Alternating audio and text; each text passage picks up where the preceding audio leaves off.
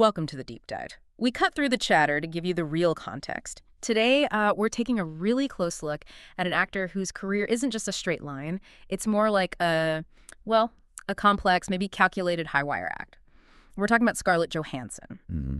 And we're looking at her not just as, a global superstar, but as this really dynamic figure whose professional life, well, it kind of blurs the lines between critical acclaim and just massive commercial power. Exactly. And when you talk impact, you really have to start with the numbers, the sheer scale of it. Our sources show her films, the ones where she's the lead or, the main featured actor. They've pulled in over $15.3 billion worldwide. $15.3 billion, that's staggering. It really is. And that number makes her, statistically speaking, the highest grossing lead actor in film history. Yeah. So our goal here is to unpack how she managed that, how she hit that unparalleled box office status, while at the same time collecting major awards, a Tony, a BAFTA, those 2 Oscar nominations in the same year. It's quite the balancing act. Right. And the source material we have is pretty exhaustive. It really tracks her whole journey from her, unique background, Danish and Jewish New York roots, through her music career, which is surprisingly persistent. Yeah, people forget about that sometimes. All the way up to these really high-stakes professional fights, like the Disney lawsuit, which was huge, and her more recent stand against AI. These things really define her influence now. So the objective for you, listening in, is to really get a handle on the duality that defines her career. We're digging into that tension, the indie artist she started as versus the blockbuster titan she became. Mm-hmm. That constant friction between her very private life and her intensely public image. And maybe most importantly, how she strategically evolved her creative control, her contractual power over 2 decades. Mm. She's not just in movies. She's become a kind of model for how modern celebrity leverage can actually reshape how the industry works. Okay. Let's get into it then, starting right at the beginning, because that early foundation seems crucial for, everything that followed. Scarlett Johansson, born in Manhattan, 1984, and her background, it's immediately quite cosmopolitan, isn't it? It really is. Her father, Karsten Olof Johansson, he's a Danish architect. And that creative thing, it runs in the family. His own father, her grandfather, was Einar Johansson, a filmmaker and art historian. And on her mother's side. Her mother, Melanie Sloan, worked as a producer. She comes from an Ashkenazi Jewish family, Polish and Russian roots. Original surname was Schlamberg. So this really diverse international foundation is key. It gives her dual American and Danish citizenship. Which is, a fun fact, but maybe it points to something deeper, like a global outlook. I think so. It maybe speaks to a perspective she's carried throughout her career, that ability to sort of fluidly move between, say, European art films and these massive American franchises. What really jumps out at me from this early period, though, is the discipline. This wasn't some kid who just, fell into acting. She went to PS41, then the Professional Children's School, which is specialized, and her focus sounds incredibly intense. Oh, completely. The sources talk about how her ambition was really rooted in, old Hollywood glamour and discipline. She was apparently laser-focused on musical theater, jazz, tap dance. Right. She wanted to be like Judy Garland in Meet Me in St. Louis. That's what she said. Exactly. Not the latest kids show, but that classic stuff. And the commitment, it hints at the kind of analytical intensity she brings to her work even now. There's that famous story, right, about her practicing acting by staring in the mirror until she could make herself cry on command. Wow. Yeah, from age 8. It wasn't just about, raw talent. It was about technique, discipline, right from the start. But hang on, did she try the easier route first? I mean, she auditioned for commercials, didn't she? That's the classic path. Was this shift towards art a principled stand, or did she just not get the commercial gigs? It seems like it was a very quick pivot based on, a real distaste for the process. She apparently lost interest really fast after trying commercials. She actually said, quote, "I didn't want to promote Wonder Bread." Huh. Okay. So that choice, walking away from the quick money to focus on the harder path of film and theater, it kind of sets a pattern early on, doesn't it? Prioritizing creative satisfaction, maybe control, over just the easy payday. A pattern we see again, decades later with the Disney fight. Okay, so that sets the stage. Film career starts young. Age 9, North, 1994. Not exactly a classic, but it got her started. Got her foot in the door. And after a few smaller parts, the real breakthrough, her first lead role, comes at age 11 in Manny and Lowe. That was 1996. Right, and she got an Independent Spirit Award nomination for that, which is pretty major for an 11-year-old. Huge. Critics were already noticing something special. One critic specifically mentioned her peaceful aura and predicted basically that if she kept that quality through her teens, she'd become a really important actress.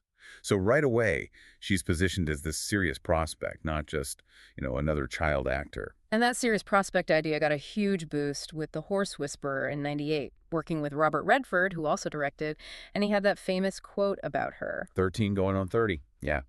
That quote was massive. It basically signaled to everyone in the industry that she had the emotional depth to handle more adult material. It kind of fast-tracked her out of teen roles before she was even properly a teenager. So Horse Whisperer brought the Hollywood attention, but then Ghost World in 2001 really cemented her indie cred, right? Absolutely. Playing Enid, that cynical outcast, it earned her a Toronto Film Critics Award for Best Supporting Actress. And the film itself became this cult classic. Her performance was totally central to that. And then there's this final piece of the early puzzle that really underlines her focus. After graduating high school at the Professional Children's School, she applied to NYU's Tisch School of the Arts, prestigious program, and she got rejected. Yeah, and that rejection, you could argue, is maybe one of the most defining non-events of her early career. How so? Well, it meant that instead of splitting her time or focus between university and acting, her path was clear. All that ambition, all that drive got channeled straight into her film career. It set the stage perfectly for what happened next, that huge pivot in 2003. And yeah, that focus definitely paid off almost immediately. 2003 wasn't just a pivot year, it was like a seismic shift. She managed that tricky transition from acclaimed teen actor to a really formidable adult performer by delivering two incredibly complex performances at the same time. It's so rare for any actor to bridge that gap successfully, let alone do it twice in the same year. It showed incredible versatility right away. First, you had Sofia Coppola's Lost in Translation opposite Bill Murray, that introspective indie hit. And Coppola compared her to a young Lauren Bacall, didn't she? She was only, 17 then? Yeah, highlighting that sort of timeless quality she had on screen. And financially, Lost in Translation was a monster hit for an indie, made $119 million on a tiny $4 million budget. That proved she could carry a serious film that also made serious money. And she won the BAFTA for Best Actress for it. But then the contrast is amazing. At the same time, she's playing Grit, the 17th century servant in Girl with a Pearl Earring. Period piece, totally different demands. Lots of constraint, nonverbal acting. Totally different. And what's really fascinating about her prep for that role, for Greed, is she made a deliberate choice. She decided not to read the novel it was based on. Really? Why? That seems almost counterintuitive for someone known for intense prep. She apparently saw the novel as potentially restrictive. She said she wanted a fresh start with the character. She wanted her performance to be purely a reaction to the script, to the direction, rather than being, colored by the book's version of Greed. It shows a huge amount of confidence in her own interpretation, I think. And the industry definitely noticed this range. Getting recognition for two such different films cemented her versatility incredibly early. She pulled off that super rare feat, 2 Golden Globe nominations at the same time, one for comedy musical for Lost in Translation, one for drama for Girl with a Pearl Earring. And it wasn't just the Globes. Same thing happened at the BAFTAs, 2 nominations for Best Actress in a Leading Role, and she actually won the BAFTA for Lost in Translation. But here's the kicker. She became the first actress since, 1988 to win that BAFTA without getting a corresponding Oscar nomination for that specific performance. That's interesting. What does that signify, do you think? Well, it established early on that her talent, her career path, was maybe charting its own course, recognized internationally by critics, by independent bodies, sometimes operating a little outside the usual Hollywood awards machine track. This prestige phase also included her work with Woody Allen. That started in 2005 with Match Point, right? She actually replaced Kate Winslet in that. She did.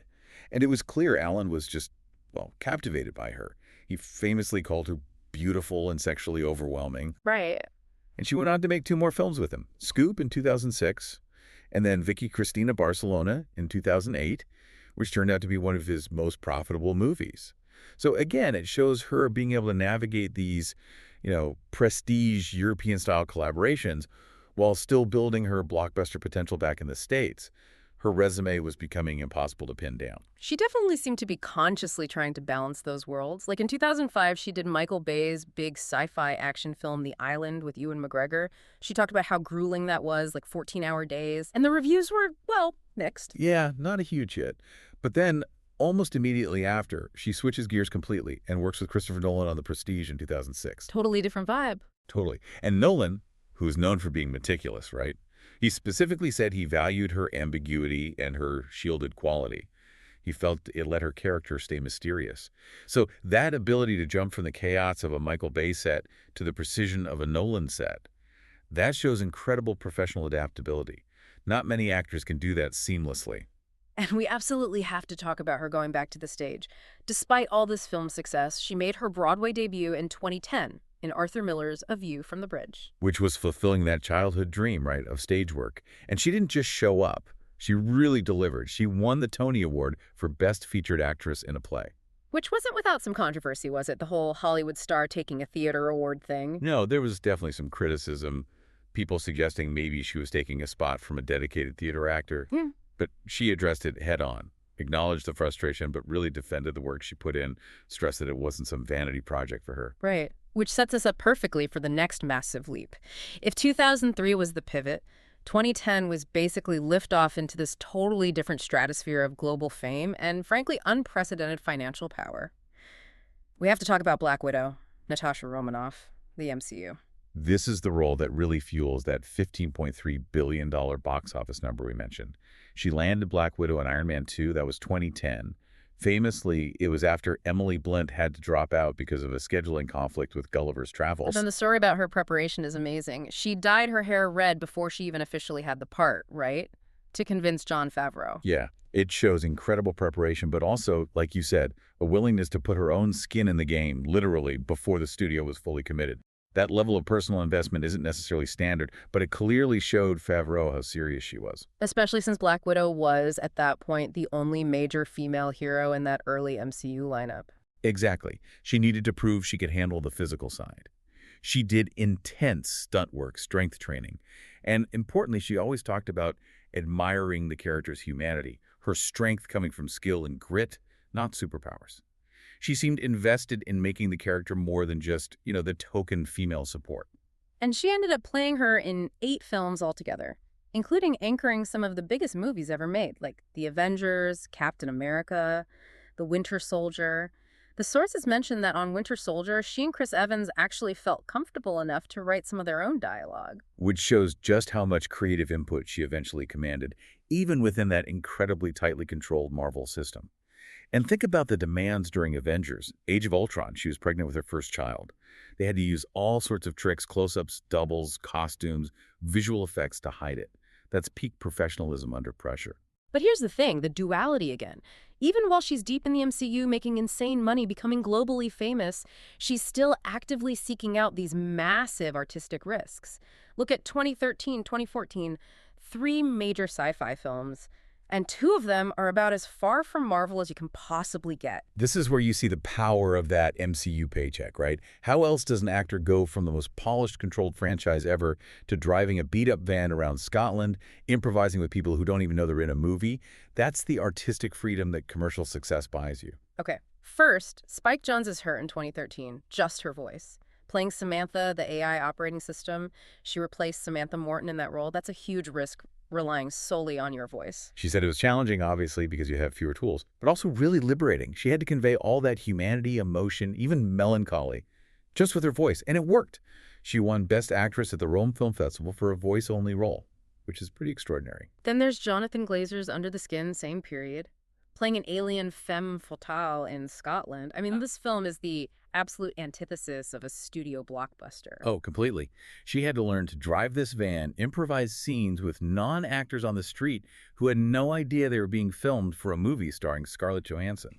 It required her to shed all those layers of fame and studio protection. And it was noted as her first fully nude role. It showed this deep commitment to Glazer's artistic vision, prioritizing the character's alienation over any concerns about her own image. That contrast is just wild. Ultimate studio product, then ultimate art house risk, back to back. That is the essence of her strategy, I think. And just to prove she could still open a big commercial film outside the MCU, she did Luc Besson's action movie Lucy in 2014. Which was a surprise smash hit, made over $450 million on a $40 million budget. So this blend of massive commercial power and calculated critical risk-taking, it naturally pushed her earning potential through the roof. She became the world's highest paid actress in 2018 and 2019. Yep, $40.5 million in 2018, then $56 million in 2019. The industry was basically paying top dollar for her guaranteed global draw. And then, 2019, she uses all that capital, all that momentum, to achieve something incredibly rare in acting. 2 Oscar nominations. In the same year, for different categories. Just astounding range on display that year. First, Best Actress for Marriage Story, Noah Baumbach's film. Her performance as this woman finding herself during a really brutal divorce was just devastatingly good. And she mentioned relating closely to it as she was going through her own divorce around that time. You could feel that authenticity. And the second nomination, Best Supporting Actress for Jojo Rabbit, Taika Waititi's film, playing the mother in that anti-hate satire. Right, so to balance the intense contemporary realism of Marriage Story with the stylized, often absurd tone of Jojo Rabbit, while also appearing in Avengers. Endgame, which became the highest grossing film of all time that same year. I mean, that's the definition of an actor at the absolute peak of their power and influence. Okay, so we've established the sheer scale of her acting career. Now let's shift focus a bit to the things outside the performances themselves. Her music, that ongoing battle with her public image, and the really significant professional fights she's picked. Yeah, the music career. It often gets treated like a kind of celebrity hobby, but it seems more serious, more consistent than that. Her first album, Anywhere I Lay My Head, came out in 2008. And it wasn't pop originals, right? It was mostly covers of Tom Waits songs. Tom Waits, that's a statement in itself. It's deliberately choosing artistic cred over easy commercial appeal. It signals a certain kind of, I don't know, gritty intellectual vibe. Exactly. It's an anti-pop move. Yeah. And she had serious collaborators on it. David Bowie featured members of the... Yeah, yes. It showed serious intent, and it did okay. It charted on the Billboard 200. Yeah. So it wasn't just ignored. Then she followed that up in 2009 with Breakup, that collaboration with Pete Yorn, which was inspired by Serge Gainsbourg and Brigitte Bardot duets. Again, that's leaning more towards art house cool than top 40. Right. Another specific, slightly non-mainstream choice. And that album charted too, hit number 41 in the US.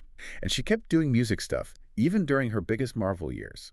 She sang on that track, Before My Time, for the documentary Chasing Ice in 2012, which actually got an Oscar nomination for Best Original Song. Huh. So this pattern of pursuing these non-obvious musical paths, it really reinforces her identity as more than just an actress, right? As a multidisciplinary artist needing different outlets. Okay, turning to her public image, this seems like a constant source of tension for her. The media machine just relentlessly labels her a sex symbol, Maxim Hot 100 multiple times, Esquire's Sexiest Woman Alive twice, which is unique, 2006 and 2013. But she has consistently and very publicly pushed back against that, said she felt kind of groomed into that bombshell-type role from when she was about 17, and she finds the idea that her power or her strength comes mainly from her sexuality, really limiting, really confining for her as an actor. And we have a concrete example of how that image actually hurt her career. She lost out on playing Lisbeth Salander in The Girl with the Dragon Tattoo, the David Fincher version. That's right. Fincher, while apparently acknowledging her talent, specifically said he found her too sexy for the part. He didn't think the audience could see past her image to believe her as that specific character. It really highlights that double-edged sword of fame, doesn't it? The image that sells tickets can also block you from certain kinds of roles. She also seems fiercely protective of her actual identity, hates the nickname ScarJo, calls it lazy, flippant, insulting. And in today's world, where celebrity often means constant online presence, she has zero public social media. None.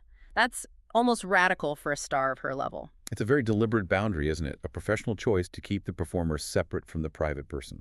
It gives her a degree of control that many stars seem to have given up for constant engagement, and that control is really crucial as we get into her biggest professional fight, the lawsuit against Disney. Right. So after she felt her Black Widow story was complete with the solo film in 2021, which she also executive produced, she didn't just move on. She turned around and challenged the studio system itself. The Disney lawsuit was huge, a real landmark case about streaming rights and talent compensation. She sued Disney in July 2021. The issue was their decision to release Black Widow simultaneously in theaters and on Disney Plus Premier Access. And her argument was that this broke her contract. How exactly? Because, crucially, a large part of her pay was tied to box office performance through bonuses. By putting it on Disney Plus on day one, where people paid Disney directly to stream it, she argued it basically cannibalized the theatrical revenue. They artificially lowered the box office take, which directly cut into her agreed-upon back-end compensation.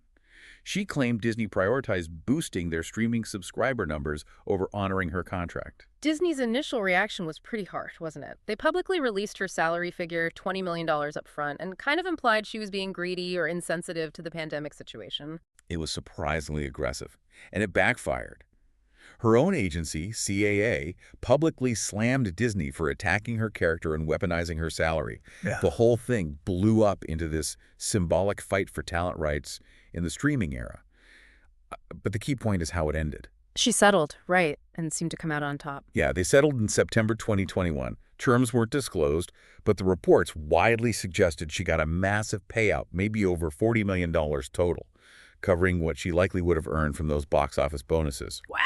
And the significance was huge. You had arguably the biggest female star on the planet taking on the biggest media company and forcing a settlement over digital distribution fairness. It set a precedent. It showed major talent could fight for their contracts in this new streaming landscape. And importantly, the relationship wasn't totally torched. She's still working with Disney, executive producing Thunderbolts. It was about the business principle. Following that fight, she continues to show she'll prioritize the project over the paycheck when it feels right. Like working on Wes Anderson's Asteroid City in 2023.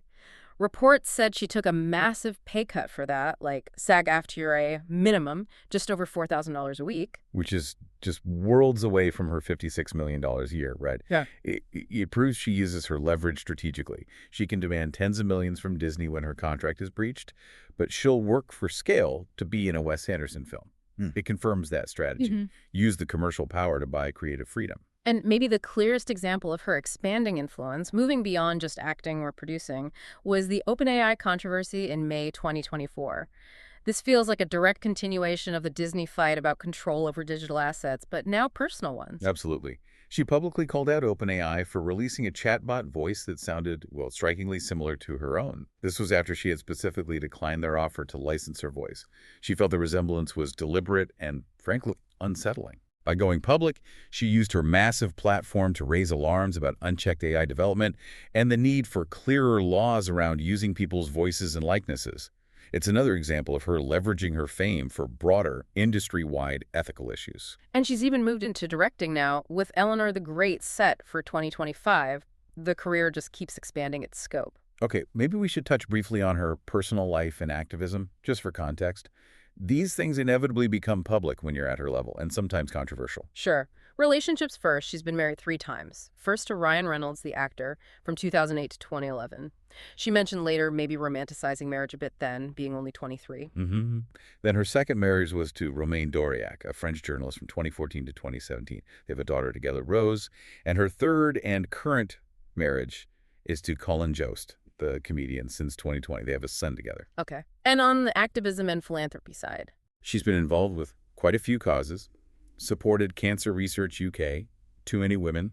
She's one of the co-founders of the Time's Up movement, working with hundreds of women in Hollywood against harassment. And for years, she was a global ambassador for Oxfam, starting way back in 2005. But that leads to the SodaStream conflict in 2014. That really blew up, didn't it? She was the brand ambassador for SodaStream, but she was also still working with Oxfam. And that created a major conflict, because SodaStream, at the time, had a factory located in an Israeli settlement in the West Bank. Oxfam, as an organization, opposes all trade with those settlements due to their stance on international law and Palestinian rights. So Johansson was caught in the middle. Right, endorsing a product made in a place that the charity she represented actively campaigned against trading with. That's untenable. Exactly. After a lot of public pressure and her deciding to stick with the SodaStream endorsement, she resigned from her role at Oxfam. It's important to note, though, that Oxfam did thank her for her previous fundraising work, suggesting it was more of a policy conflict than a personal falling out.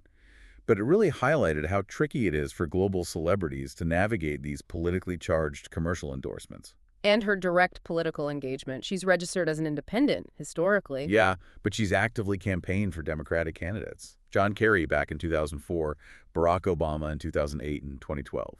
She spoke at the Women's March in 2017, was quite outspoken about abuses of power, endorsed Elizabeth Warren in the 2020 primaries. And there was that instance in 2020 where her advocacy apparently helped free some activists in Egypt. That's right.